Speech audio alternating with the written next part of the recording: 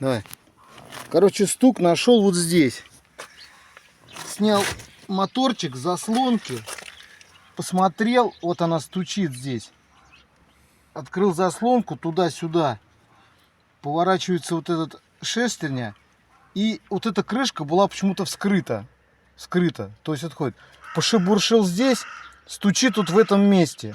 Вот доходит до конца, она ходит градусов 200 так прошло и обратно.